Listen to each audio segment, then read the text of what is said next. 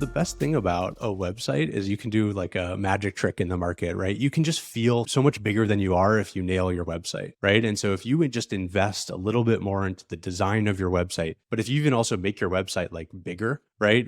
Extreme examples, go look at SAP's website and then go copy a bunch of those different types of pages. You can do a magic trick in the market and just feel a lot bigger than you are. And so the classic pages people stand up, at least in the early days, is just like, single landing page on their website. But I think it actually makes a lot of sense to kind of build out more sections. So, have a full product section that explains your different product offerings. Solution section is another really good one where you talk about the different use cases. Customer case studies is obviously another one, and these are all really obvious low-hanging fruits. But when people land on your website, they can get a sense of like how big you are. And so the faster you can kind of make your website look bigger, the better. And then the other piece of this puzzle is this like SEO content side of things. So setting up a CMS and a library or blog on your website where you can start to host content and just, you don't have to have 100 blog posts right away. Start with one, hire a few freelancers, just get the marketing muscle going because these things take a long time to compound. And all of these things will just make everything a lot easier for you. Can you talk in any more detail about some of the specific messaging to get right as you're kind of starting to build a website, tell your story publicly? So I think the first step when it comes to messaging and positioning, especially for an early stage marketer, is to just partner with the founder, right? The founder has done so much pre-work.